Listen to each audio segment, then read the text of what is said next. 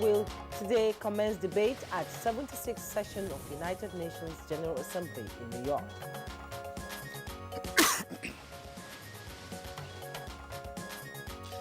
Vice President Yemi Osinbajo tasks financial market experts on housing deficit. Nigeria at 60, photo exhibition holds in Abuja. We deliver information and educate many of us, especially our youth. On Good Morning Nigeria today, we shall discuss national identity and security.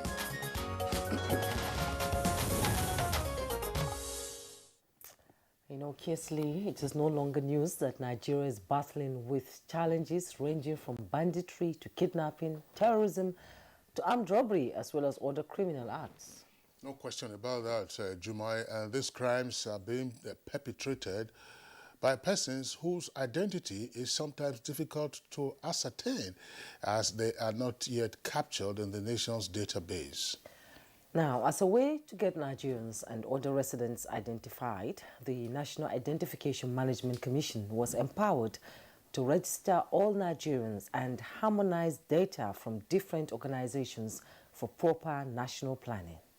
It's in realization of this that a day was set aside annually as National Identity Day with a view to raising more awareness on the significance of identity as a tool for national development, security, and social cohesion.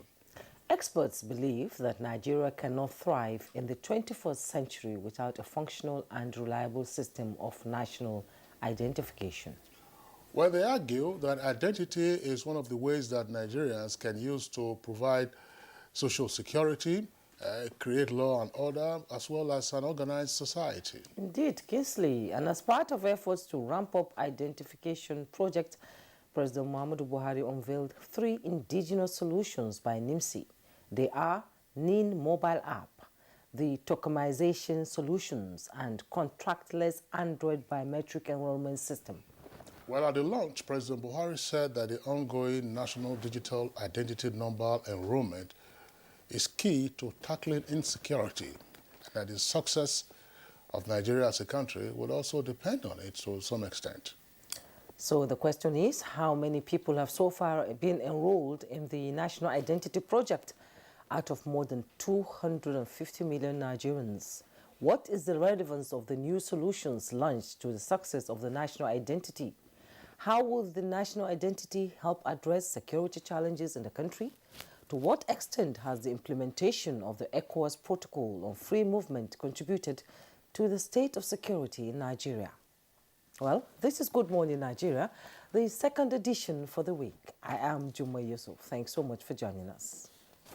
And I'm Kingsley Osadolo. I join my colleague Jumai to also welcome you to the program, reaching you live on a network service of the Nigerian Television Authority.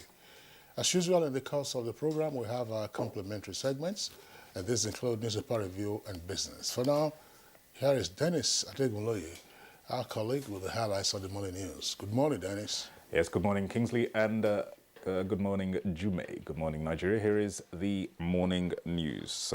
As we've been hearing, world leaders will today commence debate at the ongoing 76th session of the United Nations General Assembly in New York, and President Muhammadu Buhari has led and held a strategic meeting with Nigeria's delegation ahead of the debates.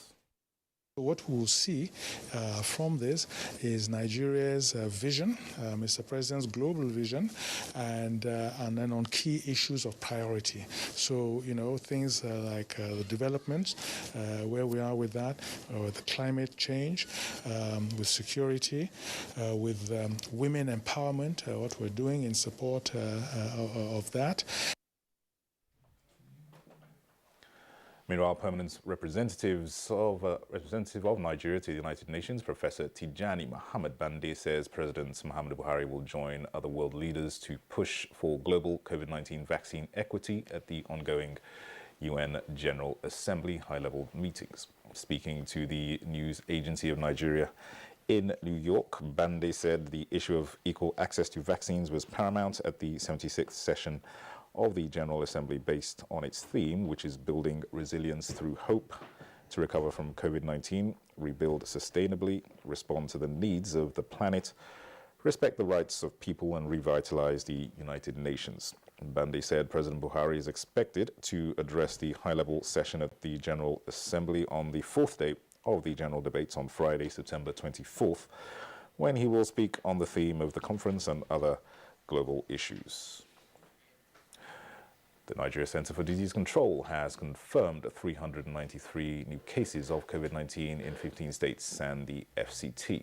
In the new figures, the FCT tops the states with new infections, recording 121 new cases, followed by Lagos, which recorded 86, Edo 70, Delta 30, Rivers 24, Plateau 16, while Benue State recorded 11.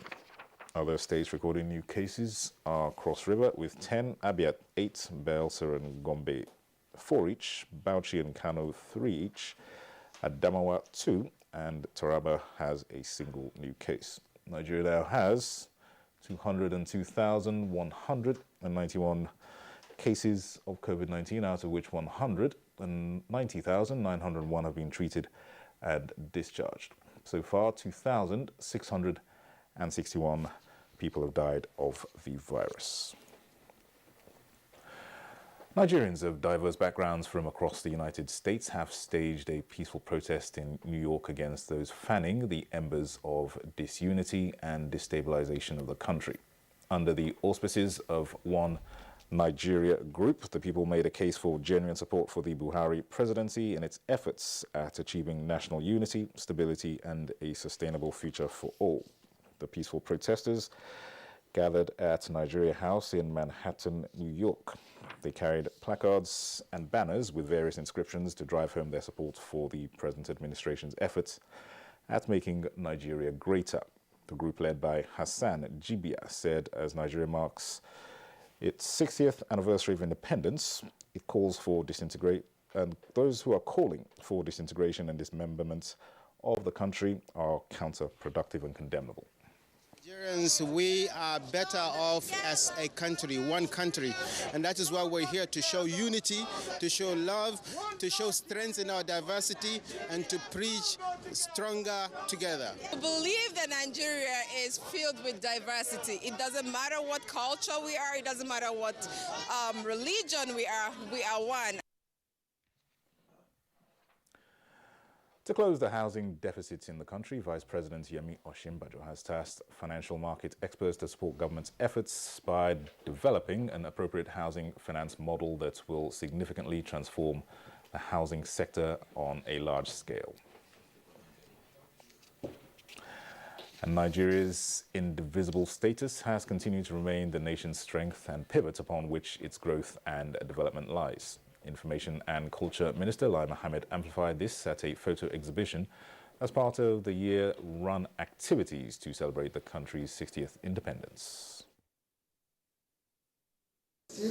Project is using the opportunity provided by the Independence Anniversary celebration to organize a photo exhibition that will deliver information and educate many of us, especially our youth. Our diversity in culture and language will remain one strong and indivisible country.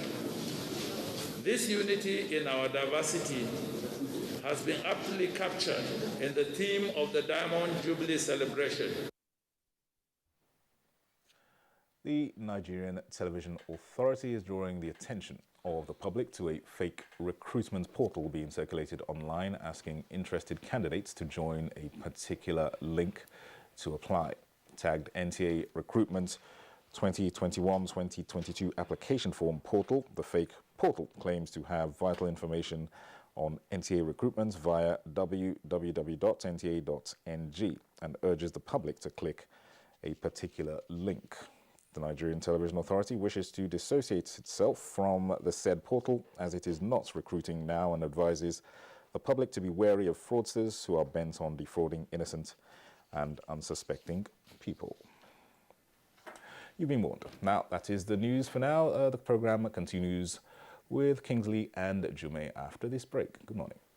We started with a very aggressive response from the very beginning. If you remember the very first case in Nigeria, very well contained, very few infections arose from that. We started airport screenings and temperature checks way before anyone really understood what was going on. On the front lines of the response, the team here at the Nigeria Center for Disease Control, supported all the 36 states. At some point, we had teams in 32 of our 36 states concurrently, leading the response in the emergency operations centers, making sure we're getting the surveillance data, building up our information resources on our website.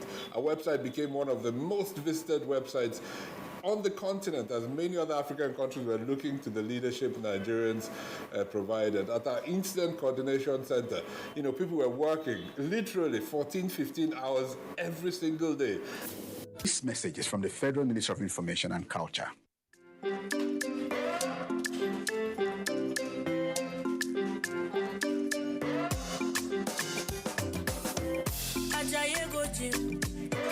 You won't go shake your body. Instead, they make you calm down. Eat a farm, say sabi. You want to grow 6 packs in a day. I beg you not to pass your power. You want to show yourself,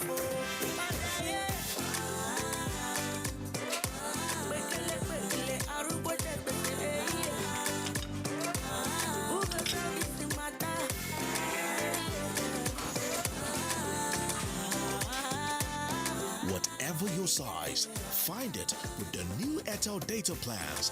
Dial *141# now to get the plan that suits you.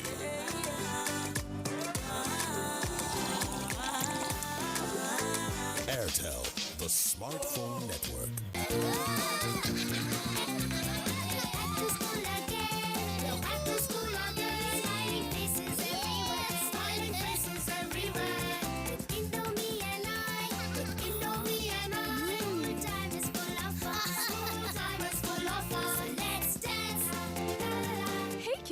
Indomie welcomes you back to school. Have a session filled with lots of fun and excitement. Stay safe, stay healthy. Indomie noodles, tasty nutrition, good for you.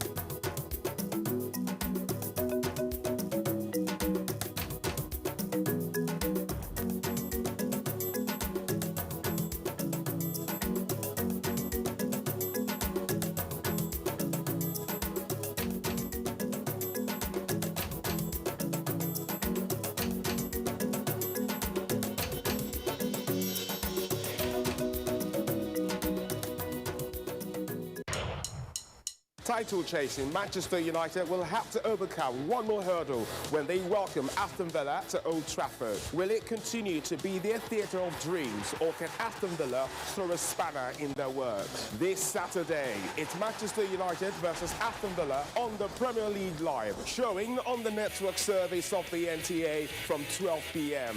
The Premier League Live is brought to you by Baba Ijebu and powered by Integral.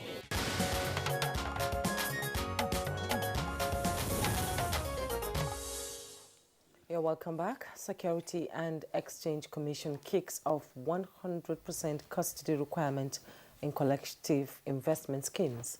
Details on Business News.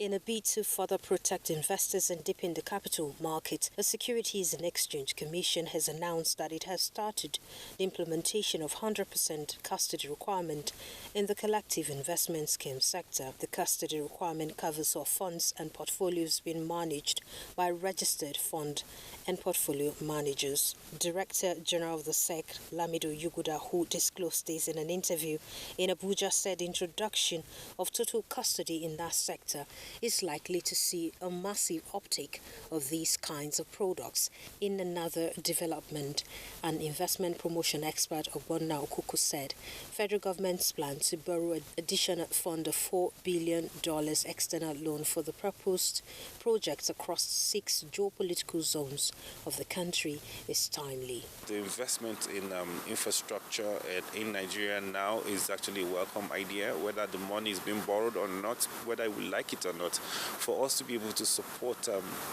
trade, you need that robust infrastructure that will give you that base that you require to be able to become a bit more productive. With Business News, Comfort Amodu. Thank you very much, Comfort Amodu, for the business package. Coming up next is Newspaper Review.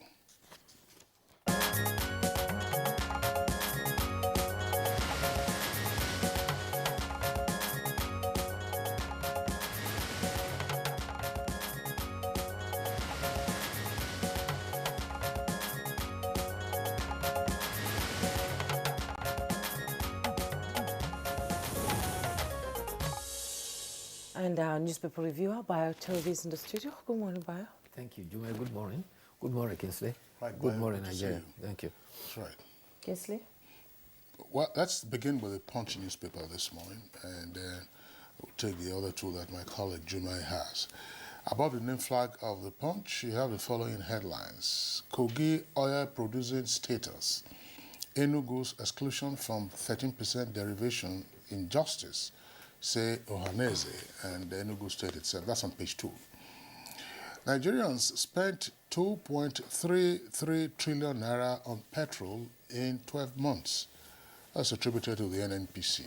Nigerian diplomats' assault in Indonesia closed, and recalled envoy returns to Jakarta.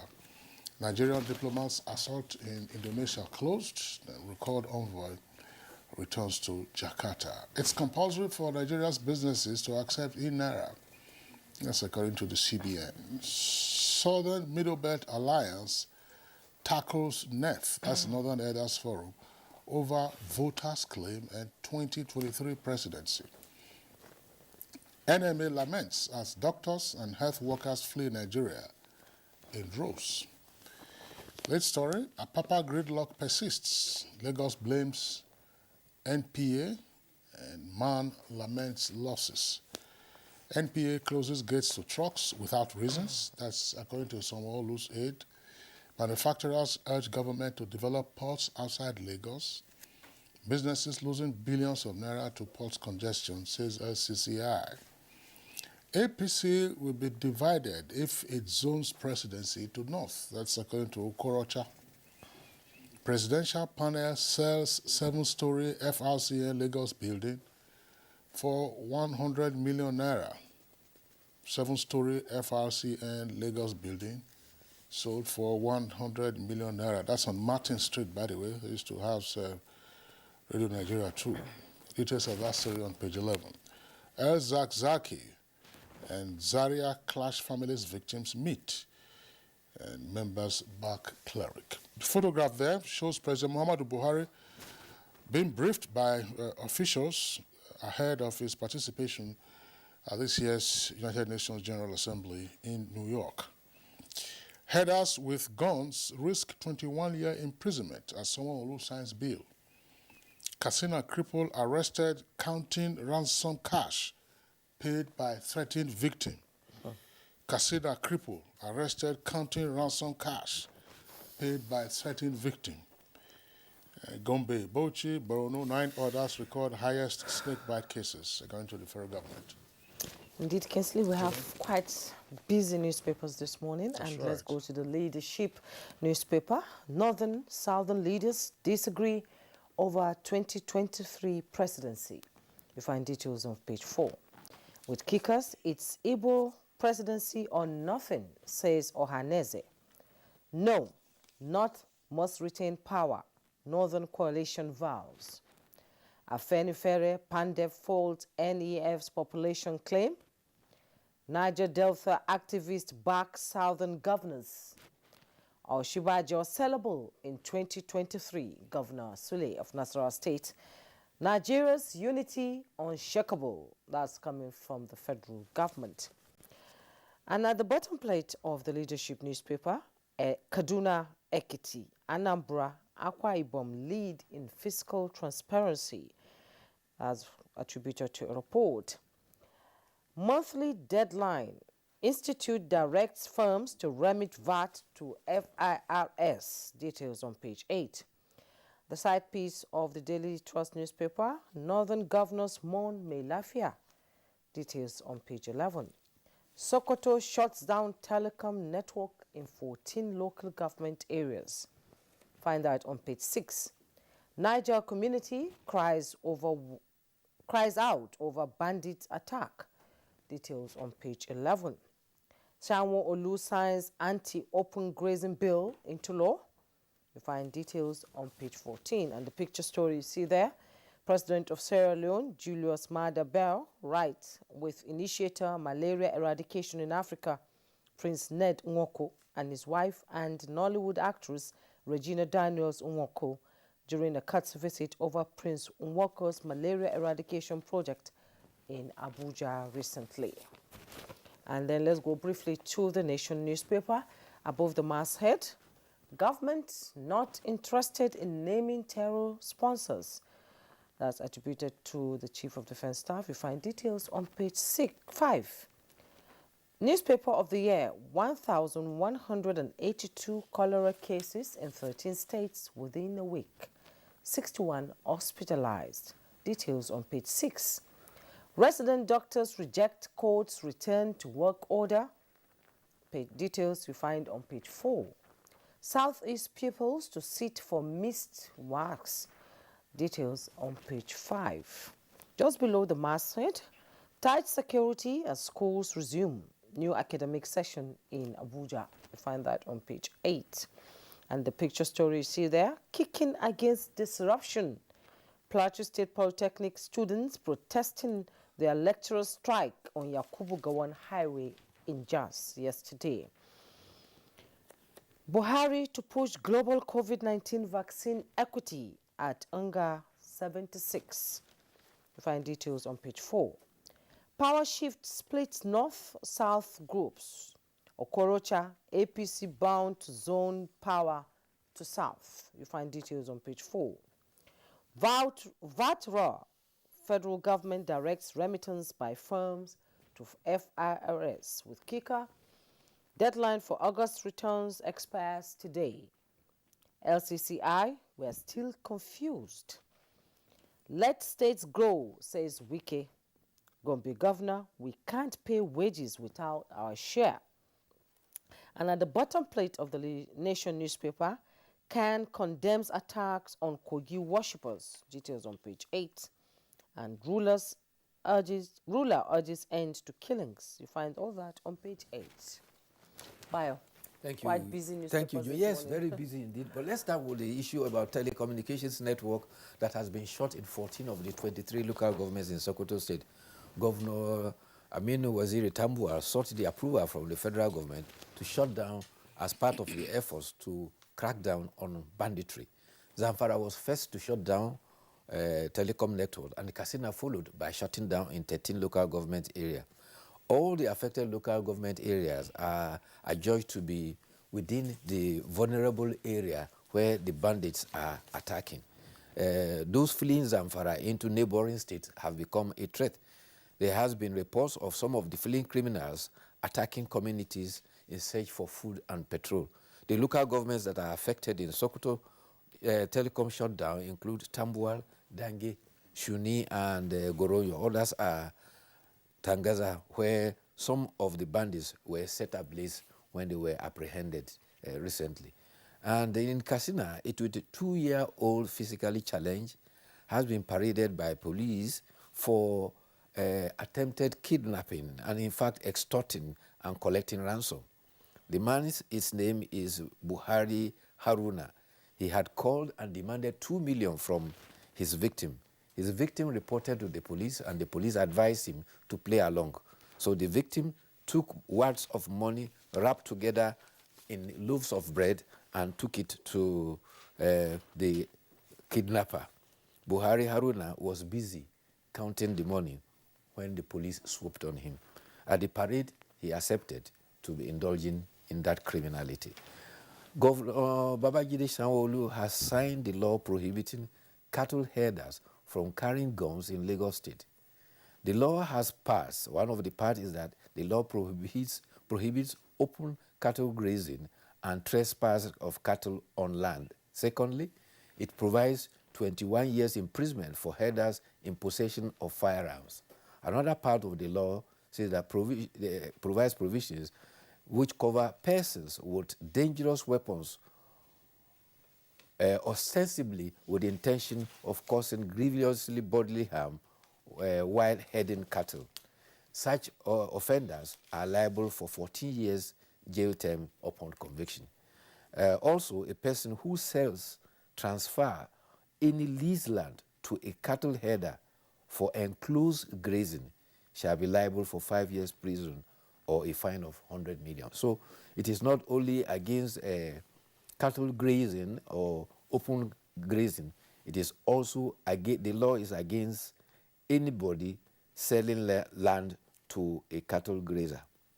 In another development, Governor Abdullahi Sule of Nasarawa State said that his administration will not introduce any law banning open grazing.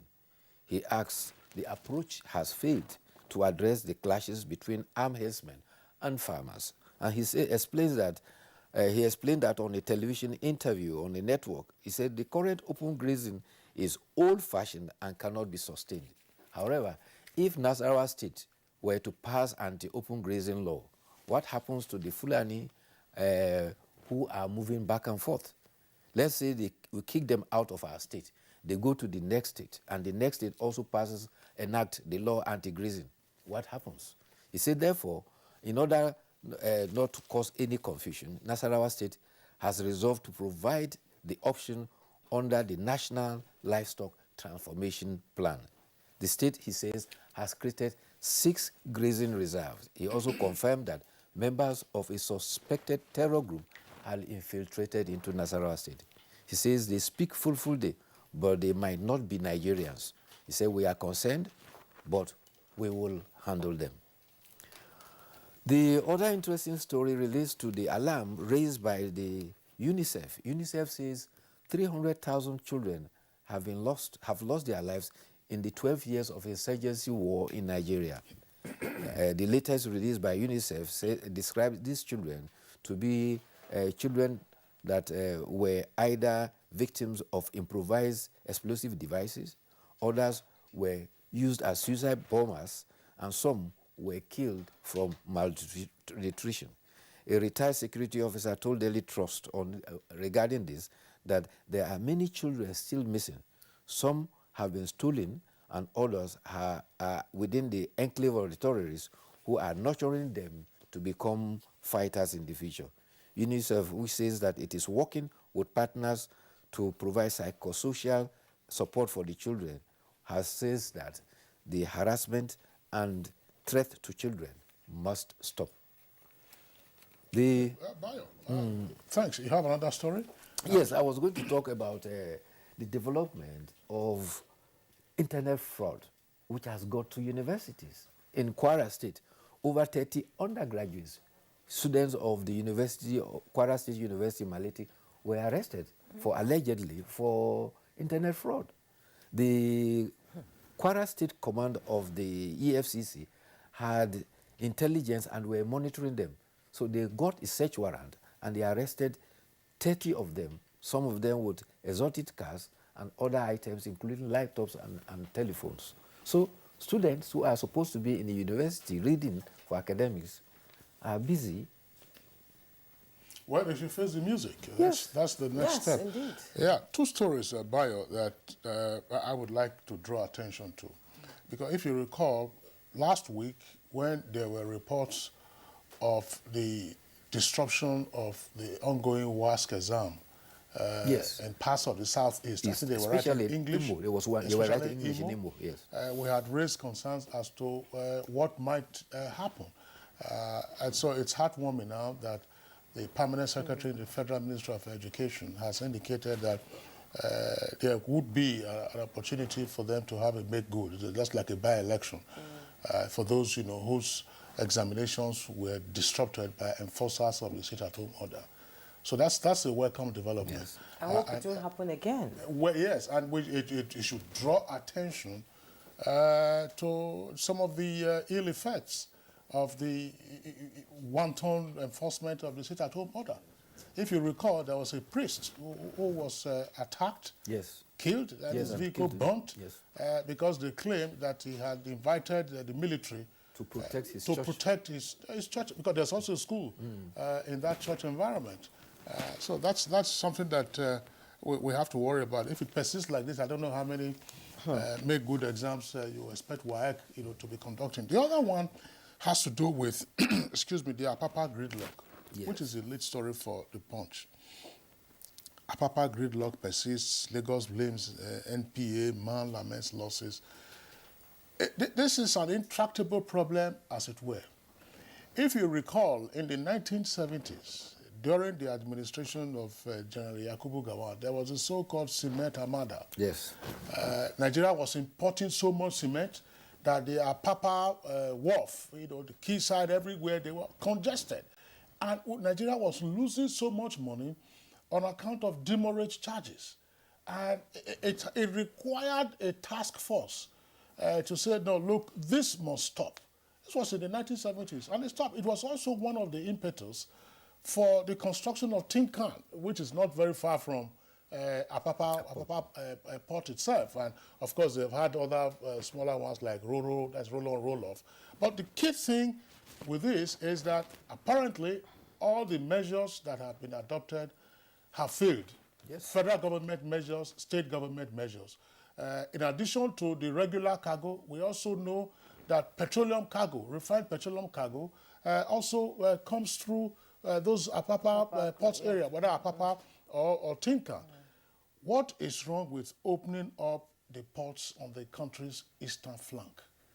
If Apapa was decongested in the 1970s on account of the cement armada, what is wrong with us, enacting the same, if you like, miracle, 45 years later, to say, look, we have other ports. In fact, if you were to take a look at the old railway structure, north to south, the western flank and the eastern flank, it was meant to go to the ports. So reactivate those ports, and then we will solve all of these issues, I believe. Lagos port. Yes, we don't need to centralize everything in the same place. There's going to be a new revenue formula by the end of the year. The Revenue Mobilization, Allocation and Fiscal Commission has promised that. The last one was done in 1992. At that point in time, Nigeria had 30 states. Today we have 36. At that time we have 589 local government. Today we have 774 local government. The current revenue formula gives federal government 52.68%, state has 27.72%, and the local government 20.60%. The revenue mobilization says that by December this year, there will be a new revenue allocation formula. Well, the chairman of RAMFAC, that's the Revenue Mobilization, he was our guest on Good Morning Nigeria last week. He sat where you are sitting exactly now. And of course, we drilled into some of the issues relating to the appropriate metrics, to use and criteria for enhanced revenue allocation. But a more critical question, of course, has to do with IGR by states and local governments. Anthony Joshua is to defend his IBF, WBA, WO title against Alexander Usyk on Saturday. We wish him success. Can't wait to watch that match. Thank you so much, Bayo. Thank you, too. It's been a pleasure having you. We'll take a break now. While we return, our conversation will begin. Now go ahead. See, nurse, she's saying she feels unwell, despite my efforts to practice good hygiene. Mom says wash your hands to keep the germs away. Washing hands is good, but surfaces can also have germs, and you shouldn't use just anything for cleaning them. Use Jik. Jig's formula has been scientifically proven to stay active for longer, giving you whitening and germ kill protection on a variety of surfaces. Disinfect to protect, just Jig it. Endorsed by National Association of Nigerian Nurses and Midwives. The federal government, through NPHCDA, commenced Phase 2 vaccination of all persons 18 years and above with safe and effective COVID-19 vaccines approved by WHO and certified by NAFDAC. Special arrangement has been made for staff, their dependents and retirees of ministries, departments and agencies of government, private corporate organizations and non-governmental organizations. To benefit from this special arrangement, visit www.nphcda.gov.ng/corporate vaccination/ to obtain, fill and submit the Google form. NPHCDA will contact you within 48 hours. Protect yourself, your family and your workplace against COVID-19. COVID-19 vaccines are free, safe and effective. For further inquiries, call 0700-220-1122 or send a mail to covid19.vaccination@nphcda.gov.ng. This message is from the National Primary Healthcare Development Agency. My son has always dreamt of being in the spotlight. That's why I give him Bornvita for everyday vitality that gives him the strength to pursue his dreams. Bornvita, strength to dream. They enjoy Nollywood film, Orisun, PBO, AMC, be my best channel. But ST Nollywood Plus, they show the latest Nollywood blockbuster on top classic bouquet. How I want to watch them? My pikin they enjoy 5 children's channels. But what call our DreamWorks on top of. I be telenovela lover and I like ST Novella E and Starlight. But I hear say the series on ST Novella E Plus on top classic bouquet. The Totori person pass waiting I dey see now. And I won't watch them. Shall I go need pay 800 naira extra? From September 1, Star Times, they summer you better package. But no fear, we no increase price. Join this offer. Make basic bouquet subscribers just pay for 1 month and then go fit to watch 3 Ogbonge extra channels from Classic Bouquet. This awoof never finish. Recharge Classic or Super Bouquet for 1 month and you fit be one of the 400 lucky people them. We go win smartphone. Terms and conditions, they shall. More value, same price. Star Times, enjoy digital life. Title chasing, Manchester United will have to overcome one more hurdle when they welcome Aston Villa to Old Trafford. Will it continue to be their theatre of dreams, or can Aston Villa throw a spanner in their works? This Saturday, it's Manchester United versus Aston Villa on the Premier League Live, showing on the network service of the NTA from 12 p.m. The Premier League Live is brought to you by Baba Ijebu and powered by Integral.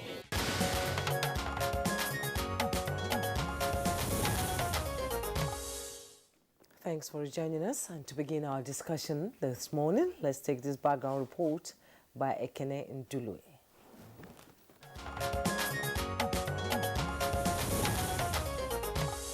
Nigeria, with a population of over 200 million people, no doubt is the most populous country in Africa. With such a large number, security challenges are inevitable. To tackle issues of insecurity effectively, experts say sophisticated methods of law enforcement that involve surveillance and intelligence gathering are required. These sophisticated ways of crime fighting cannot be effected without a proper identity management system. Severally, government officials have made speculations that those responsible for some violent crimes in the country are foreigners from neighboring countries, but this allegation cannot be substantiated, no thanks to poor identity management system. However, the federal government is not unaware of the challenges. In 2007, Nigeria established the National Identity Management Commission, NIMC, with the mandate to establish, own, operate, maintain and manage the National Identity Database in Nigeria. The mandate also extends to registration of persons covered by the Act, assign a unique national identification number, and issue general multipurpose cards to citizens of Nigeria, as well as those legally residing in the country. So far, more than 63 million Nigerians have been enrolled as NIMSI continues to target more registrations through several policies, which include making it easy to link the NIN with SIM cards.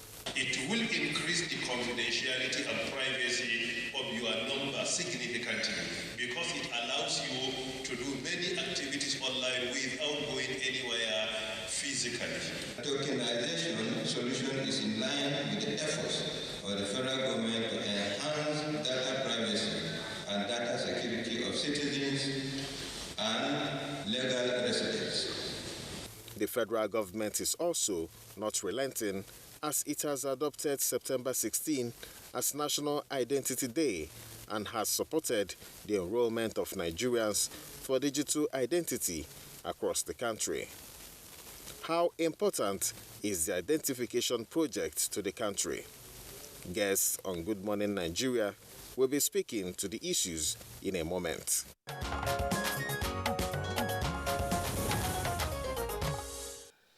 Thank you very much, Ekene Undule, for that backgrounder. With us in the studios to discuss this subject matter, let's welcome the Director General of the National Identity Management Commission, Engineer Aliyu Aziz. A pleasure to have you.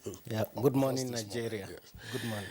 Also here with us in the studios, regular guest on Good Morning Nigeria, Abdul Hakim Ajijola, is the Commissioner for Global Commission on the Stability of Cyberspace and Chair of the African Union Cyber Security Expert Group. Good morning. We also have with us in the studio Mike Ejiafo, former Director, State Security Services and a security expert.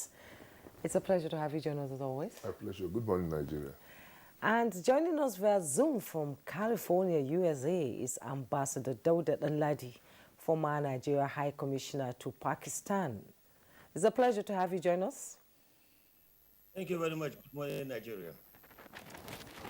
All right, Ambassador Donladi, we appreciate your being with us at this time. We know that it's nearly midnight where you are in California, 8 hours behind us at this time. So thanks a lot for your participating in our conversation today. But let's begin with the DG of NIMSI, that's Engineer Aliyu Aziz. Well, we know that in recent years, we have started to inch towards, some would say, better management of our national identity system. But the question arises, why, in aggregate terms, 60 years since our independence, we do not appear to have gotten right our national identity management system, which is ordinarily a norm in smaller countries elsewhere on the African continent and indeed elsewhere around the world. What has been the challenge, with the proper management of our national identification system? Thank you very much. I think the major challenge has been consistency. So an approach to the project. Much earlier before, it used to be like designed as a big bang project. If you remember the SAGEM project that we had 62,000 equipment that went, mobile equipment that went around the country in 3 weeks, and they added 2 more weeks, and they captured more than 2/3 of the adult population. So, but in this new NIMSI since 2007, what we adopted is a continuous registration because we don't have the funding to have that kind of massive attention. And also, it has been a continuous process since Obasanjo's time through Yaradua, Jonathan, and right now, government have been putting attention to it. So that is why we spent the earlier years building the system, and since this government came, it made 7 million records, and then we've been increasing the records from that 2015 to now. So it's that consistency and also making sure that all other participants, like it's not only NIMSI that is now capturing data.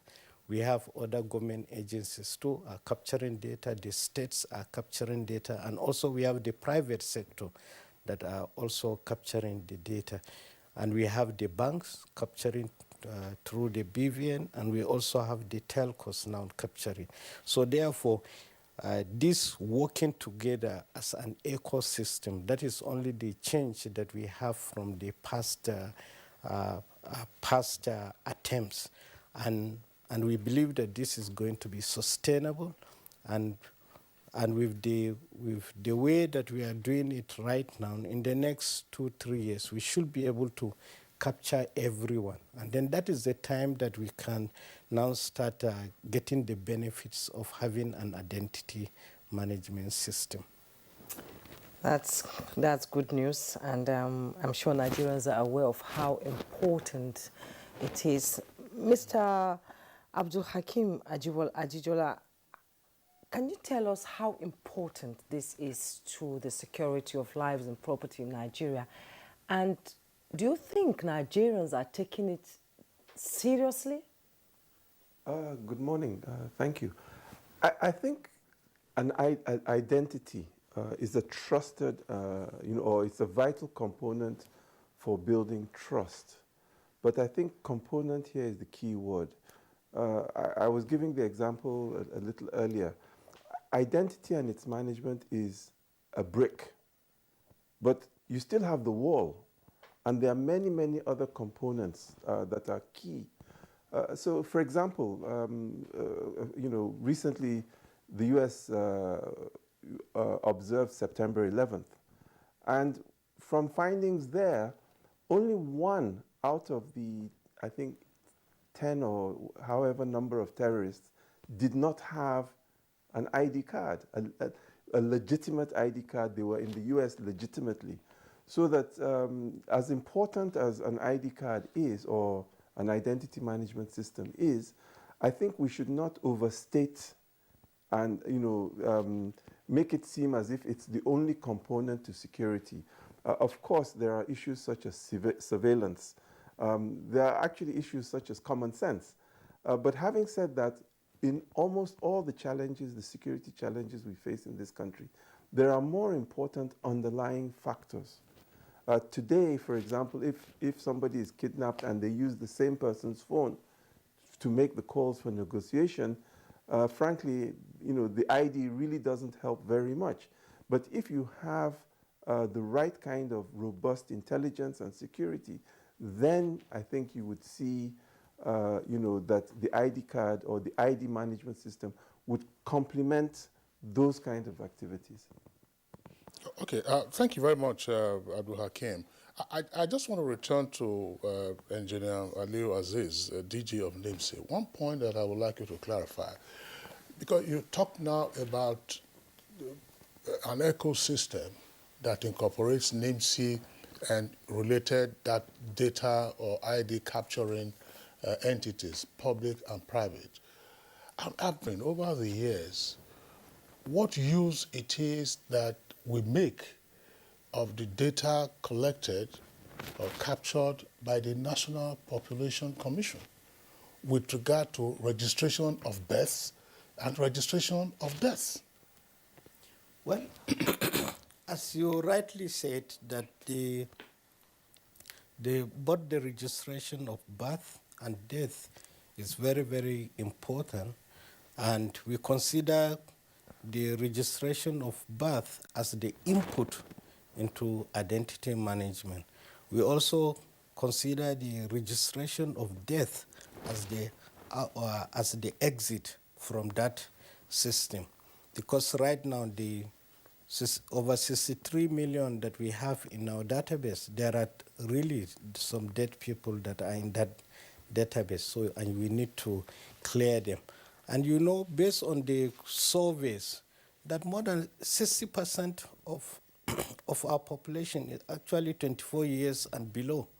And therefore, there are also more than 25 million children that we have that are not registered, or even if they are registered, they are not in a digital form, in which, by in this 21st century, you need the information to be in digital form to be utilized. So if we continue to have silos, different silos that can't talk to each other, then that should be the greatest problem. But with the ecosystem now, as I mentioned earlier, both NIMSI and Population Commission are working together to make sure that we link the birth registration to the identity system, and also we link it to the exit of the database when someone is dead. But we have not yet reached the level, but there's very much high plans that are in place. What kind of plans? Can you just give us? Well, like I mentioned, the strategic roadmap that has been approved by Federal Executive Council in September 2018 has also a component that is linked to birth registration in the hospital. And as you know, it's only this July that the National Assembly joined Senate and House that passed the borrowing plan. So is that of the identity is also included to the tune of $365 million. So we have selected the project coordinators and also the other members. So we are just setting up to make sure that those things happen. Okay, thank you, Engineer Aziz. We'll return to you. Now, let's bring in Mike Ejiofor, a legal practitioner and, of course, former director of DSS. Well, it's probably, an open question, but how much of an impediment has our poor or suboptimal national identity management been a factor in effective response to security challenges that have escalated in recent years? Yeah, it's a major factor. I'm happy too that the DG NIMS is here, and why I was invited to this program, and I looked through the internet, I discovered, without making a case for them, I discovered the major problem NIMSI has is the issue of funding. I recall when they talk about requesting for 30 billion, and what they got in how many years was about 17 billion, thereabout. And when he assumed office, he had made 700 and something million, thereabout. I'm sure he's here, we'll cross-check all this information. And the major problem we are having in implementation of the strategy is that there's no central database to control all this. NIMSI is there issuing NIM. They cannot issue cards. I don't know how many cards, I think he will confirm that. How many cards have been issued? People who register, though I saw when he talked about that your NIM number is more important than having the card, but it's also important that they have constraint producing the cards. And I don't know how many people have gotten the card. It affects, the implementation of certain strategies in security, in surveillance, in records. We have so many bodies who don't even know our population. The National Population Commission cannot conduct election. When last did we conduct election? Census, sorry. So if they cannot conduct a credible census to know how many we are, how do we plan? It's a major problem. And NIMSI came up 60 million in how many years from 2007 to now? It's not significant. And most importantly, I think they need to go more in terms of sensitization of the people, the need for them to come and register. And let us start from there. At least if you have an offense committed, either against the state or criminal offense, the issue is just take the name. If we have a coordinated and central base, you have all the information there. Instead of somebody coming to give you information, haphazard information, or the information he wants to give and he wants to keep. But it's important that we have all this. It's affecting security. And take the SIM registration, for instance. How far have we gone about the SIM registration? How effective is it? We're talking of the criminals, as long as security agencies and government are adopting plans, the criminals are also ahead, planning on what to do or how to counter such policies. For instance, the kidnap case happens. Instead of using their phone, they now use the victim's phone to make contact. So how do you trace? And when they make contact, they switch off the phone. But if you get the coordinates of that area, which is not outside the purview of NIMSI, you should be able to. So the point I'm trying to make that it's important that we know most Nigerians, at least let's have up to 70% or 80% for now. When the DG was talking, he talked about in the next 3 years, all Nigerians will be captured. I don't see that possibility. It's not possible because the funding is not there and a lot of constraint. And that's how it's also going to be affecting the security applications or looking for solutions to our security problems. Indeed, Mr. Mike Ejafo, you've raised some pertinent issues. One question I would like you to ask is, if they use, like insecurity, they use the number of the kidnapped victim, when you have a synergy like NIMSI is trying to have with security operatives, can't that phone number be traced? Don't we have the capability to do that in this country? Of course, you have, with the SIM card registration, you trace the location. But what these people do, they don't even make the calls where the victims are. They move out of the place. Or when they make the calls, they move to another location. So it becomes a problem for you to trace and switch off the phone. But what I'm saying is that if all Nigerians are registered with NIMSI, it's going to be easier for us in the security practice to at least track down these people. It's not we are not talking of the kidnap now, we're talking of NIMSI because the issue of kidnap is a different kettle of fish. The question is, how do these people move en masse, go to schools? And so we are not talking about, we're talking of, let us have basic records, first of all, before we start looking into other very issues. good data. Yeah, it's good database. Okay, thank you, Mike. Let's go over now to Ambassador Dauda Danladi, who is with us via Zoom. Ambassador Dauda Danladi, we're just trying to understand the whole issues around the suboptimal nature of our national identity management. Is it necessarily the case that, in a sense, we are grappling with our colonial heritage? And so you ask yourself, who are those that are supposed to be captured in our national identity management base, database?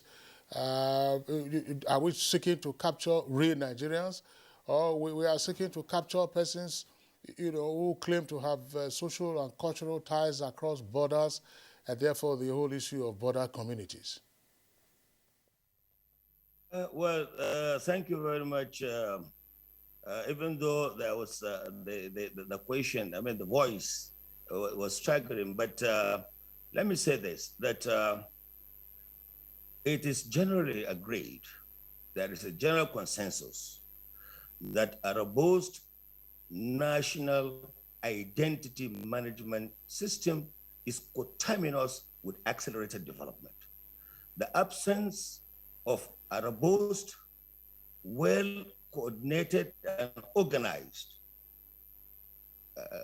national identity system give rooms for all kinds of crimes, from cases of impersonations, kidnappings, banditry, acts of terrorism. These are all, there is a nexus between these crimes and the lack of a robust national identity management systems.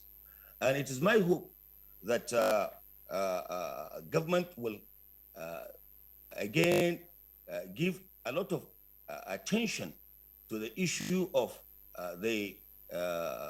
having a robust, well-organized national identity management system. For example, you find Nigerians, they have multiple identities. PENCOM, for example, PENCOM Commission, the Nigerian Immigration Service, the National Health Insurance Scheme, the INEC,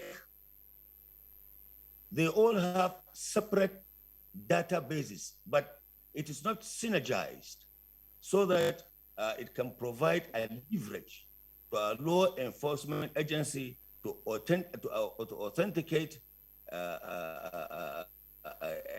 and verify the identity of individuals. And in a situation where you have multiple organizations having various databases without a collaborative, well-coordinated synergy that can provide a centralized system, as was observed by our health expert there, then of course you are bound to have problems. If I may just quickly bring an example of what happened in Pakistan, my experience in Pakistan, you find that everybody has an identity card. If you are traveling from one town to another, at the motor park, you have to show your national identity card. The number will need to be registered and you can be traced. In Kenya, in Indonesia, in Malaysia, based on the security challenges, they were able to develop a robust national identity to the extent that, for example, in Kenya, you cannot even get married without your national identity card. You cannot get an employment without a national identity card. You cannot carry out a lot of activities without a national identity card. And similarly, countries like Tanzania, countries like Uganda have all been able to develop a robust national identity management system. So I think in Nigeria, I think we have come to a stage whereby greater attention should be paid. We should allocate funds. In the past, there was this information that the World Bank, the European Union will assist us in building a robust management system. I don't know. For example, there is no way you can have effective security control in a country where Federal Road Safety, for example, have their own separate databases. The NDLE, NAPTIP, all have their different bases, databases. And it does not provide for an effective synergy that can give our law enforcement agencies the leverage to identify, verify individuals. And then when you look at the porous nature of our borders, vis-a-vis, for example, the ECOWAS moratorium on free movement of people. And without an identity card, without an authentic, verifiable management identity system, there is no way you can be able to identify illegal immigrants, you can to identify legal immigrants, to also identify and trace and track criminals. It's not possible. When people come to perpetrate all kinds of activities or crimes in the country without a robust identification system, how do you trace them? How do you track them? So I think these are the problems, and I think there is the need, really, that attention has to be given. We must have a robust identity management system. In the US here, once a child is born, he is given a social security. And with that social security number, you can have all the data and information about that child up to the time he exited this world. In other countries like Morocco, Morocco have even introduced additional security chips that can control the flow of migration from their country. I see no reason why, at this point in time, in view of the various challenges that we have, there is the need for us to have a well-coordinated and robust management information identity system in the country. Ambassador Dado Ladi, you've raised some issues with examples of African countries being able to capture their citizens, have an identity, and know where a citizen is at a particular time. In Nigeria, we keep saying no funding, government, and all that. Have we, in a way, looked inwards to look at us as a people, you know, ready to work with government to make sure that this thing works in Nigeria? And having an identity, I believe, anywhere in the world is a very important component, isn't it? Yeah, well, now you are bringing the issue of the concept of identity, the integration of various components of Nigeria, people to have that sense of belonging. Again, it boils down to government providing the necessary impetus for people to be patriotic, for people to be committed, government to provide level playing field, the issue of justice, equity, and fair level playing field, so that everybody identify with the entity of Nigeria. And I think that will be subject for a discussion at some other fora. But the crux of the matter, if you visit just Tanzania here, Tanzania, their system ties down the identity with other relevant organizations like the Federal Inland Revenue Service. It ties down the identity to other relevant organizations so that at any point in time, you can be able to access it. But I think, again, there's a need for advocacy, there's a need for education. The state government, the local government, all hands have to be on deck to ensure that we have a robust identity management system in the country. Okay, Ambassador Donladi, thank you very much for your responses to the questions we asked. And maybe I'll have the opportunity of coming back again to one of the aspects I asked, namely whether we are grappling with our colonial heritage in the efficient management of our national identity system. But we're going to pause here and return to our Abuja studios, returning again to the DG of NIMSI. DG NIMSI, just thinking about national identity management, I mean, it's fairly easy to assume that this isn't rocket science and that the building blocks for an efficient identity management system ordinarily is within and amongst us. You and I come from some location, some place, and we also culturally relate to the head of that place. In other words, we have our roots somewhere in this country. So why is it difficult for me to get a paper, I'm not saying me now or you, for instance, to say, this is who I am. I mean, I'm happy that Ambassador Donladi cited those examples. In the 80s, well, 80s, that's about 30-something or more years ago, what you would refer to as casual workers, laborers or gardeners, in southern African countries, they had a national ID card. So, what is the challenge with just mining the data and getting people to have a national ID? What is the challenge? Apart from, if we can say funding, but how does that funding challenge manifest? Yeah, so thank you very much. So I see it that the problem we have been having in Nigeria is that we know too much. We know how to do it also. We know everything. Yes, but it's the doing. So there's a gap between knowing and doing. And in NIMSI, that is the gap that we have been trying to minimize. And we have been doing that. Right now, you know that you cannot get a passport or renew your passport without providing your NIN, and they will check that NIN. Your information in our database and that of immigration have to tie.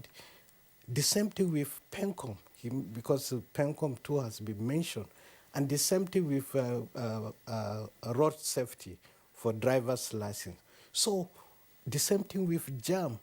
So all this, there were issues that we have gone through and resolved them. We have not resolved all. We have not, throughout 2017, we came up with regulations. There is the law. We have come up with regulations also. And also there is high level of support from the president.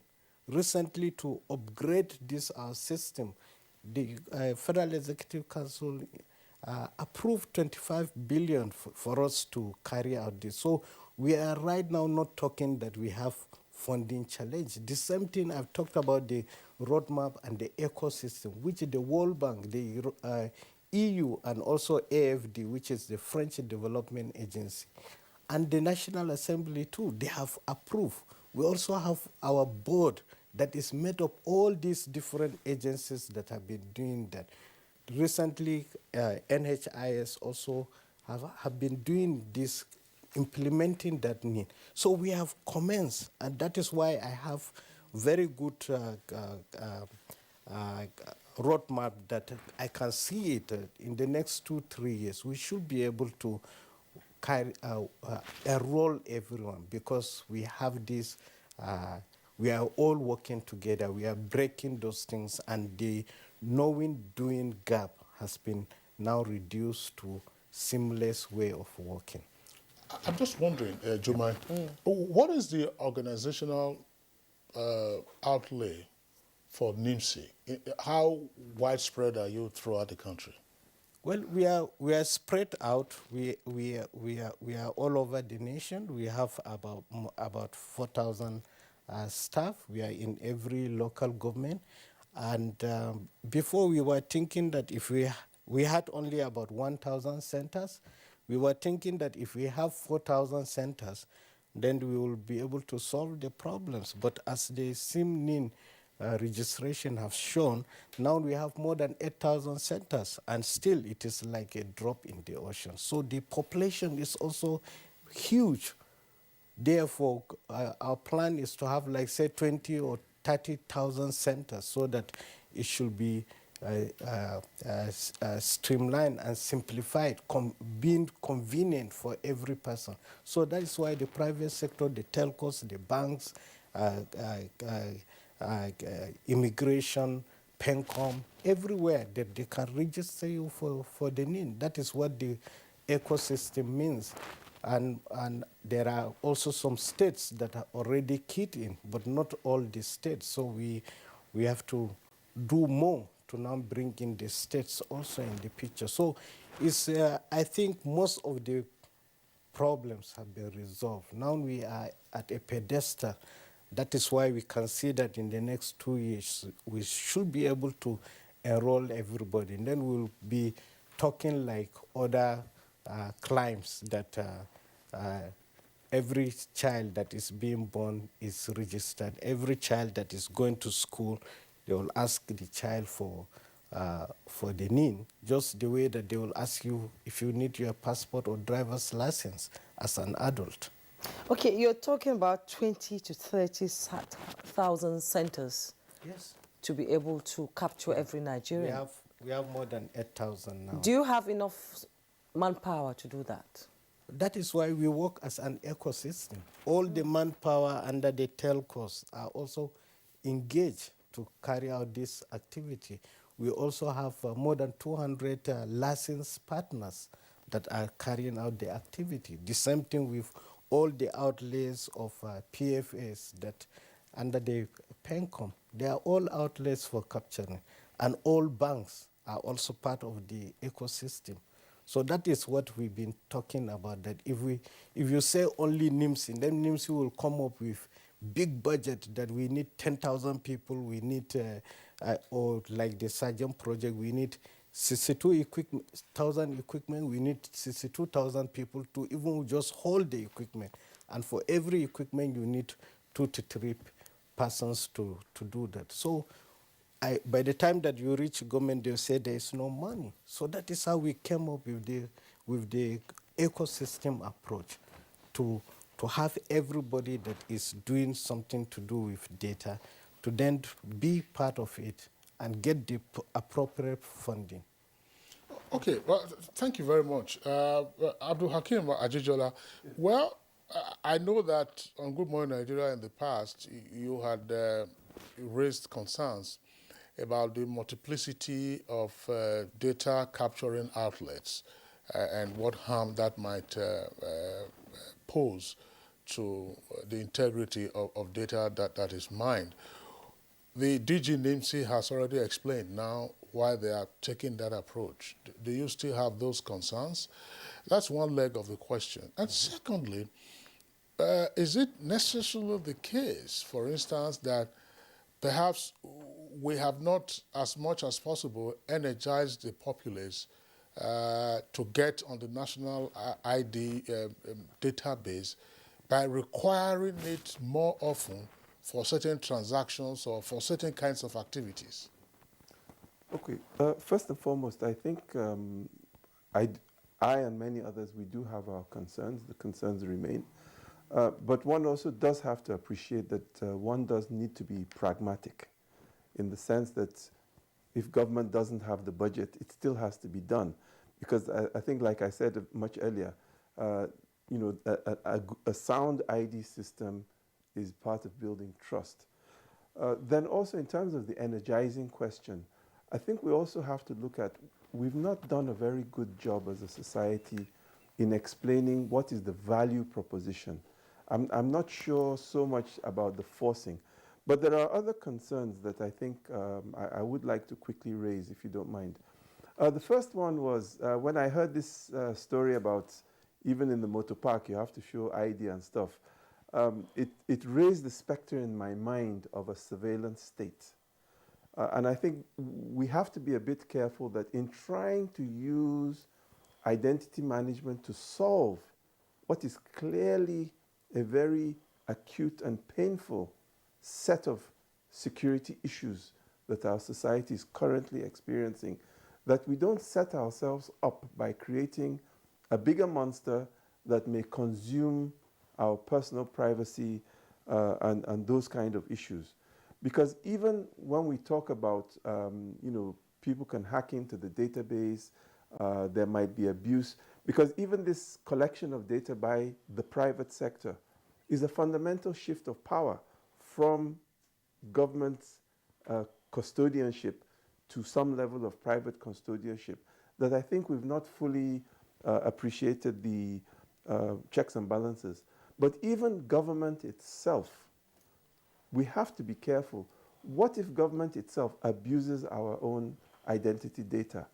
And so I think in our legislation, we do need to look at possibly creating some kind of rule for ombudsmen who would be able to actually independently look at citizens' concerns vis-a-vis whether their data, their identity data, has been used correctly or not. I also think that the issue of having a central database is a fundamental misunderstanding of the ecosystem that we are endeavoring to build in Nigeria. What we are looking at is federation of various databases, because I'm sure the DG will elaborate further. NIMSI's role is to create basically a foundational identity. Are you who you say you are? Finish. It is the duty of road safety to say, are you eligible to drive? The duty of INEC to say, are you eligible to vote? And so on and so forth. And immigration, are you eligible to travel? The other issue that is of great concern to many of us is the issue of functional creep. We may have created a national identity database to do X and therefore address problem X. But sometimes in life, once the database is there, you have functional creep, people will start using it for Y or for Z, which may not have been part of the original intent. And that's also back to why we need to keep the NIMSI database as much as possible to remain foundational identity. That's it. Then we can now have those other federated organizations that would have their own databases. It's the interoperability that is key, not the centralization of the data. No, could you explain further, I mean, what what you mean. There's no system that is foolproof, almost. But if government is the primary or chief custodian of national identity data, that helps in terms of planning. That helps in terms, that helps in terms of security management, and that also ultimately helps in just management of the social environment. Earlier, you were talking about the surveillance implication. You are aware of this. Is there any country, advanced country, where, for instance, you want to buy a train ticket and they won't ask you for your ID? Well, but that's the point. For example, in the UK, there is no central database. That's it. So there are different models. All I'm saying is that sometimes in life, because you have a pain in your foot, does not mean that you set up your foot to be cut off. So that we must also understand that identity and identity management is part of a bigger set or one component of a bigger set of solutions. So as important as identity is, like I said, it is what enables us to develop a trusted environment. That trusted environment is much more useful in terms of building our economy, like you've said, developing planning ideas. But in terms of core security, I'm not saying it's not important, don't misunderstand me. But what I'm saying is that I think sometimes we oversell it as the silver bullet, as the panacea. And it's just a component, important though it may be. And like you know, forgive me, but really at the end of the day, remember we are getting to a point where we can now do other things with these databases. Some of those other things are actually very good. But if you begin to look at, there are risks, and we must also factor those risks and make sure that we mitigate them upfront. We must make sure that as we are building out these databases, the security and privacy of the citizen is also taken into account. I think, indeed, it should be taken into account. Let's look at Mike Ejiofor. Security agencies rely heavily on this identification of people across the country, and some have called it the game changer for tracking and unveiling the identity of terrorists. Without a central database, what is the possibility here? It's not very possible. Now, I'll give you an example. INEC number of registered voters in 2019 is over 84 million. NIMSI has over 60 million.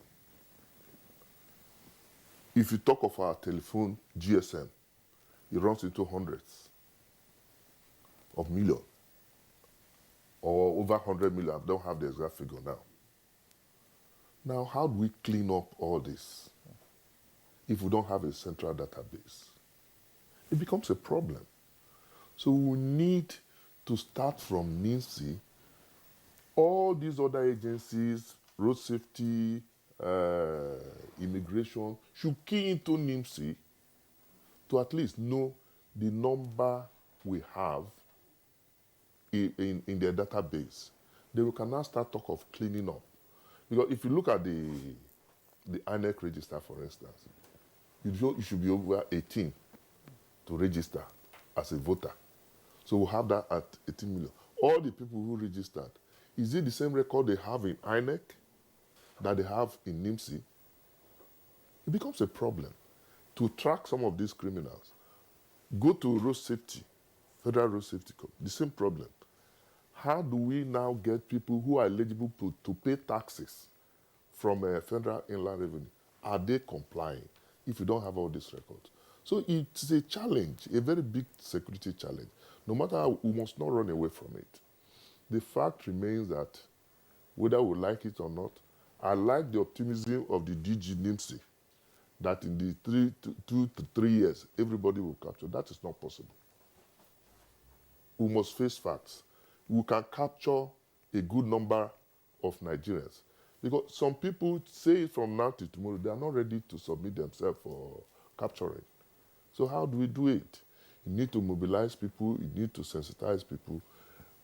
Like Mr. Jula said, let us not shoot ourselves, but let us have the basics first before we start talking. So without this database from NIMSI, National Population Commission, we're still going to be facing the security challenges we're facing. But I'm just wondering, I mean, just trying to get into the mind of a security operative. It's virtually like you are flying blind when you don't know the persons or people you're dealing with. We know that there's a police department where you have fingerprinting and so on, and you get temp-printed, and usually when you're applying for either a passport or some kinds of visas. But my name is Kingsley Osadolo, for instance. I mean, without an ID card, people can do all kinds of things to say this is their ID card. So I go elsewhere. Instead of saying that my name is Kingsley, I say my name is Kenneth. And you say, what's your last name? I can say any name. You know, I can say Osayomabo, which is still K-O. So how does the law enforcement officer, on the face of it, deal with me? And my ID card that I'm carrying, the fake ID card, shows that I'm KO. Honestly speaking, it couldn't have been better put. Security agencies are really flying blind. Because if you have a database that there's a convict, it reflects in the database that this man has been convicted. So you don't need to travel to wherever than key in the name, and you see that this man's records show that he has been convicted of one offense or the other. And it makes it easier. Do we have that? Do we have the technology to drive this? The answer is no. Police criminal records is keeping its own. The state security service is keeping. Immigration is keeping. How do you track people coming into who are illegitimate migrants coming into Nigeria? It's a problem, and I think we must prioritize the issue of security by streamlining all these agencies. Let us have a strong central database. It's key to fighting off our... Juma, Mike, with the point you just made now, I mean, what is just triggered in my head is the latest jailbreak in Kogi. Ajijola, this question is coming to you. Yeah. You know, when we have these jailbreaks, they say hundreds have fled. I think about 100 or so of them were either recaptured or returned voluntarily.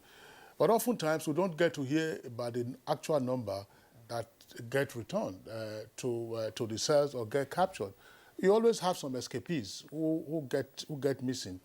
And there's hardly ever any information about, what happens unless that individual gets into trouble subsequently. Now, here we are, Ajijola, as part of the utility of a central database.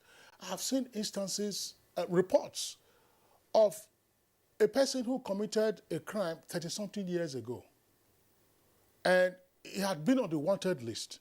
Maybe he had broken free from a jail or something, or he had been on the wanted list. And he had, of course, done all kinds of things to stay out of trouble. And he was still staying out of trouble, and then one day, law enforcement officers would knock at his door. And they pick him up, and he says, yes, I'm the one you've been looking for. How does that happen?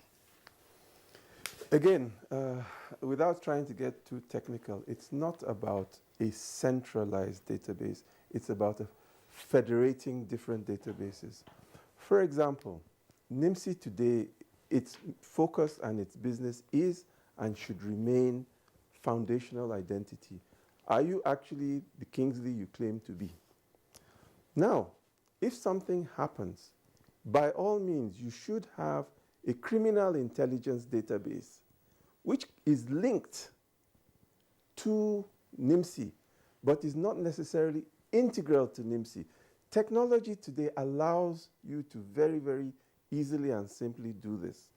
So, for example, the prison system should have simply a database of all prisoners. I mean, how do you even plan the feeding of prisoners if you don't even know the prisoners you have? Again, there is no reason why that database, if you want to verify that prisoner A is actually prisoner A, you can do that authentication and verification with the NIMSI database. But the prison system itself keeps that database of prisoners. The intelligence community and with the law enforcement keeps its own database. So I think we have to be a bit careful when we say central. One of the reasons, with due respect, that NIMSI has struggled over the past years was because its database had too many what I would call extraneous components. Because the original committees that put it together consisted of people from law enforcement, intelligence, and everybody wanted to have their own thing, the information that was important to them in that central database. And basically, it was too unwieldy. I recollect, I think the NIMSI database had something like 87 different items, whereas possibly today we are looking at less than 15. So there does need to be that division of labor, that efficiency. So I think we are actually going in the same direction. All I'm saying is that it's not about one single central database.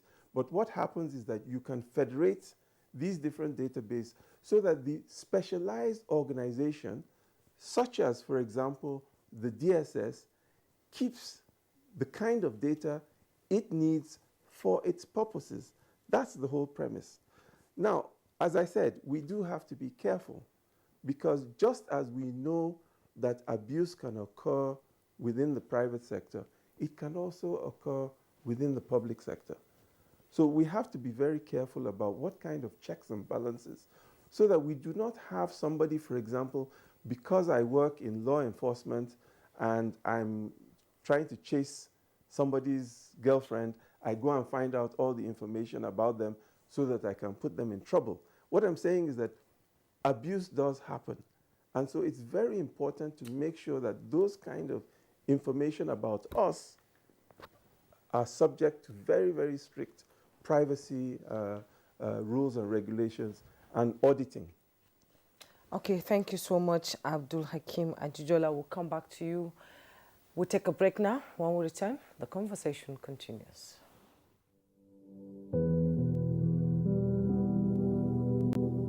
Well, the housing solution we have developed is a multifaceted one.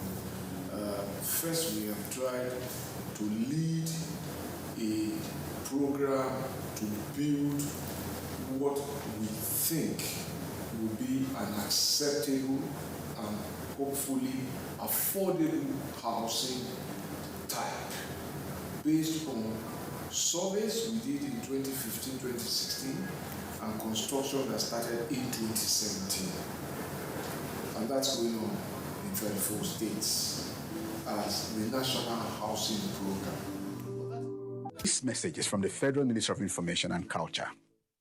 Dear compatriots, our country can be as great as we want. Let us all commit ourselves to its greatness. We must be willing to set aside our differences, unite and stay as one. In our expansive landmass, human and material resources, and plurality lies our strength. Let our challenges lead us to rediscover our common ground, and together, let's find solutions. This will take some time, so it requires patience, tolerance, and forgiveness from every one of us. Let all hands come on deck to protect and transform our country. Let us unite and see each other not as adversaries, but as brothers and sisters. Together, we can build a better Nigeria for ourselves and for the next generations. This message is brought to you by the National Orientation Agency, NOA, with support from Nigerian Television Authority, NTA.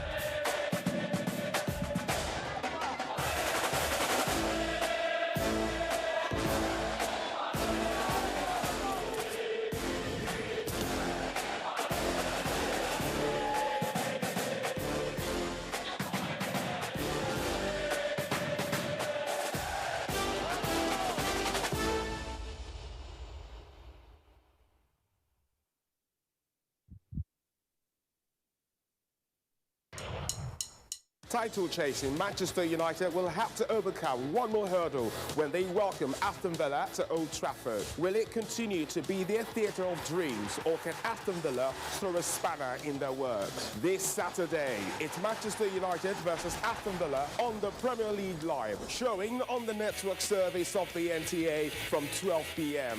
The Premier League Live is brought to you by Baba Ijebu and powered by Integral.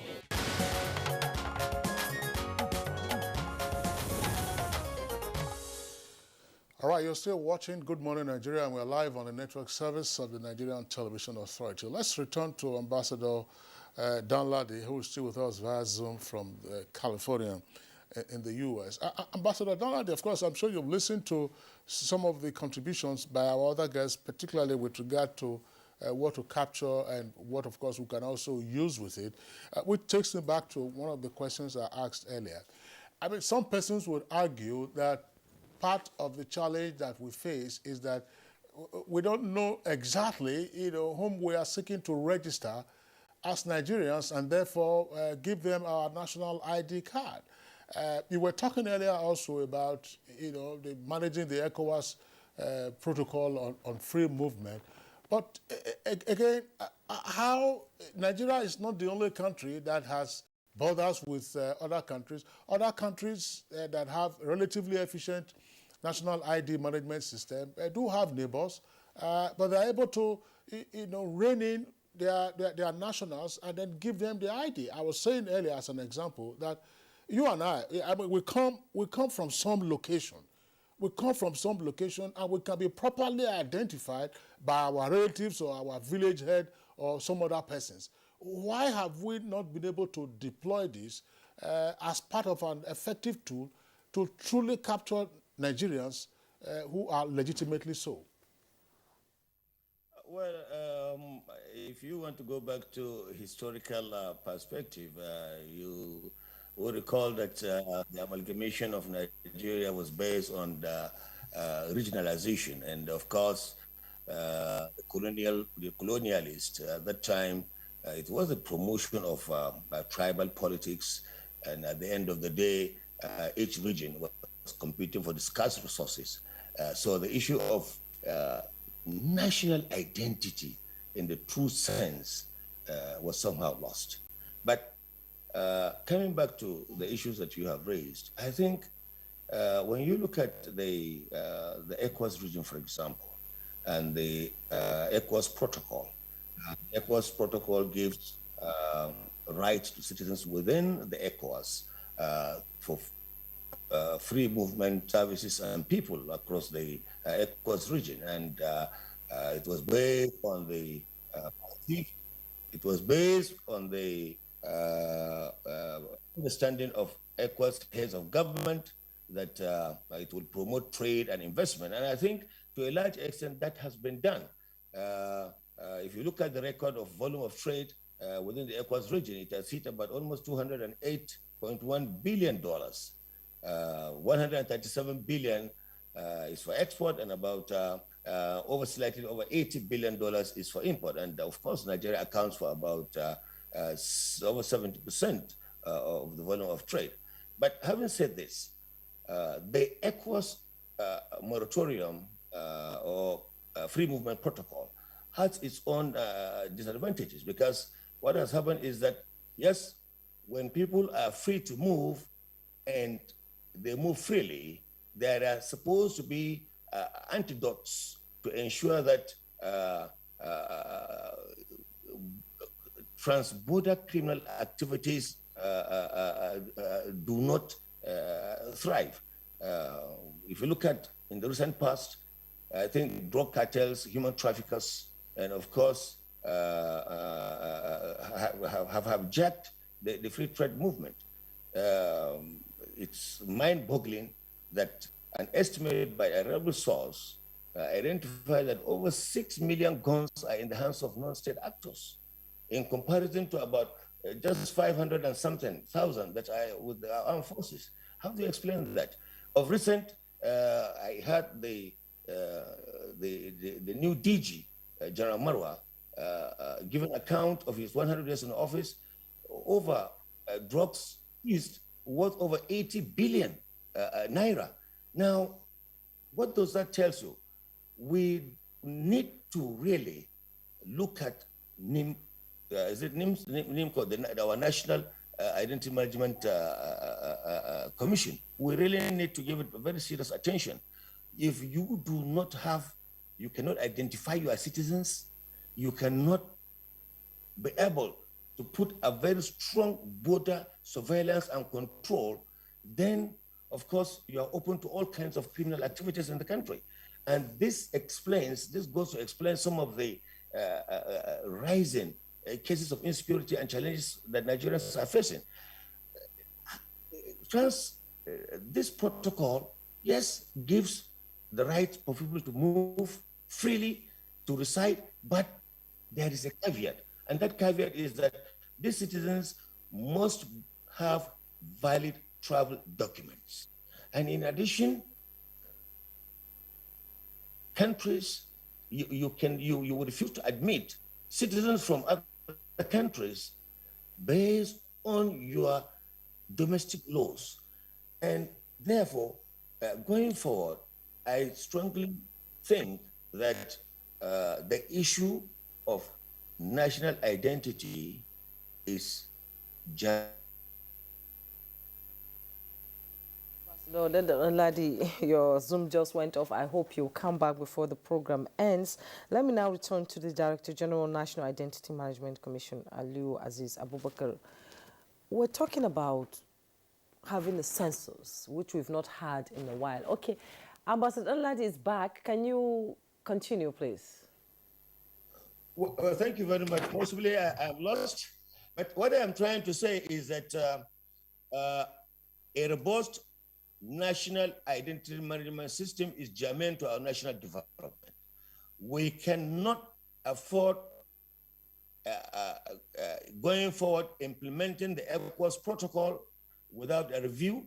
We cannot afford our borders to be open to all kinds of movement without identification. And I think the country needs to actually support the National Identity Management Commission so that they will be able to have a robust data, a security. Am I lost?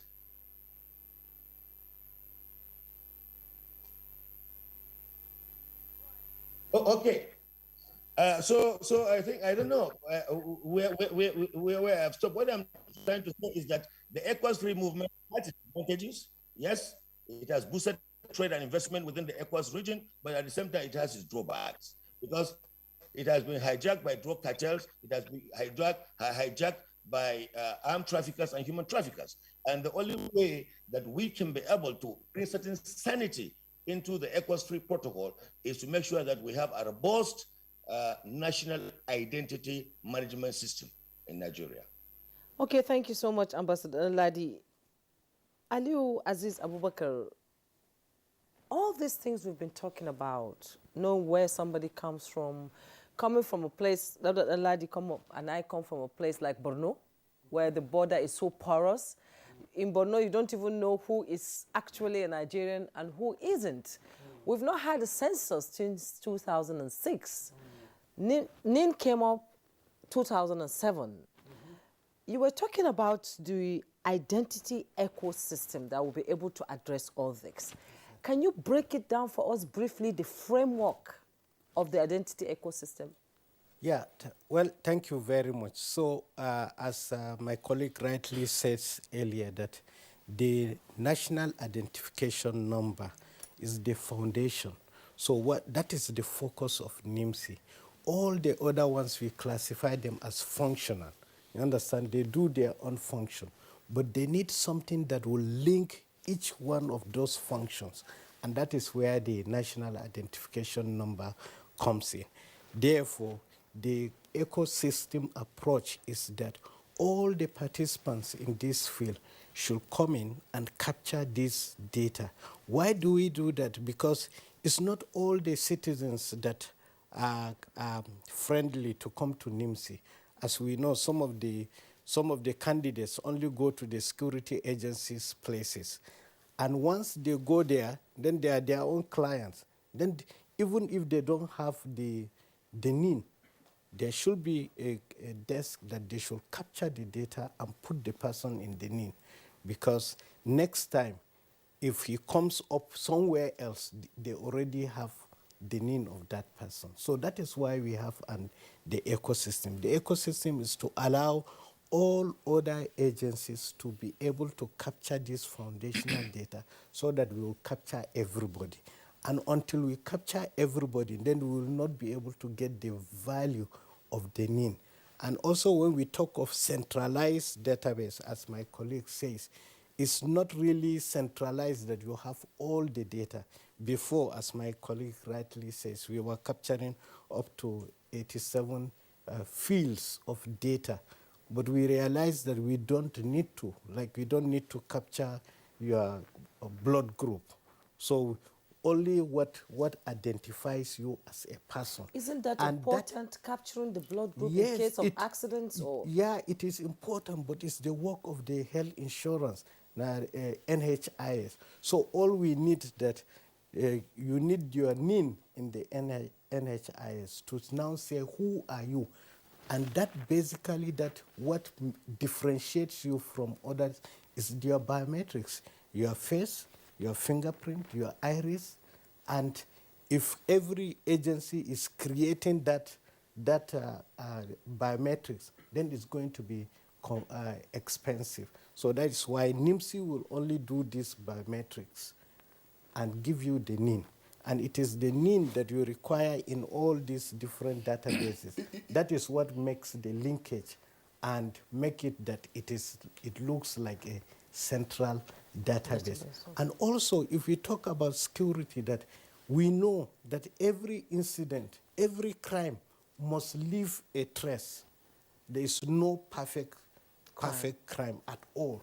Therefore, either you leave your driver's license or your passport or your telephone number or your face or your fingerprint, something must be there. Or your hair. Or your hair. So once you get those things, then you will be able to get to one of the databases. And from that one of the databases, then your NIN will allow it to be linked with all the remaining databases. Okay. And unless we do that, we'll just be fumbling. There are a number of issues I would like you to respond to, and this also came up from the other guests in the course of this conversation. But one, why is the NIN different from the number engraved on the national ID card? Because I recall when you were saying, go and get your NIN, or so ago, go and get your NIN, that is that NIN that is on the piece of paper that you were given at the point of registration. Which is more convenient? Is it your plastic ID or the piece of paper? The piece of paper can get worn, it can get torn. And it's a struggle to remember your NIN, remember the number that is on your card. So why is the difference, why the difference between your NIN and then the number on the card? Well, severally we explain, and also as my colleague says, that privacy by design. That card has been designed with the privacy in it. The number is inside the chip. It's not just at the face of the card. You need equipment to really read that number. That is where the privacy comes up. And also the law also says that no one should use your information unless you are there, that you give consent. You give consent if you go to PENCOM and you want to have a service. That is when they can now check and there is logs for every person. And also there is the data protection aspect of it. So all these are integrated. So that is why your number is not on the card. And also we have set it time without number, that this is 21st century. You do not need the card.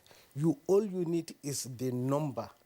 Just the way that you give me your telephone number, you don't have to go and bring the card that shows that is your number. then NIMSI should provide a way that you can verify and authenticate that particular number. Right now, you can do it on your phone. That is the mobile app that has been. It's a big challenge, though. Yeah. But I've tried So it a number of you times. you can do those verification, and all the other agencies that are allowed to capture data are also allowed to verify this information. So that is the way that the systems work. Okay, in other words, at some point you have to memorize your name so that it becomes part of you. Yes, yes, or if you can't memorize it, then you provide your face or your fingerprint, then it can be checked against. Okay. Yeah. Now, How soon? Yes. I'm sorry, Juma. Yes. I'm sorry. I know we are getting pressed for time. Ajijola raised the point. Yes. And I think Mike also stressed on that. There are certain, if you like, captive registrants. Yes. Prisoners, for instance, yes. whose record can immediately get into the system. Convicts XYZ. Is NIMSI working on this? With, let's say, with the Correctional Services Authority, so that those they are there. You register them. They have their name, everything, and then so that we to track them. That's one. Then secondly, which I consider perhaps more important, in terms of registration of birth, what age group are you seeking to capture now? Couldn't we start getting the name at the point of birth? I mean, if I go to get, because you can only get a birth certificate when you go to the Population Commission Center in the local government area to say that my child has been born, this is that. Why don't you just give me the name there and there for the baby? Yeah, so the two things that you asked me, the correctional facilities, as we have said here, is a function. You understand? It's different function from NIMSI. They will capture the data of each of the inmates when the inmates arrives, and in that capturing activity, they will capture the NIN of the inmate. Any inmate that already has a NIN, they don't need to capture the biometrics of the inmate. They will only use that NIN and verify on our system. Therefore,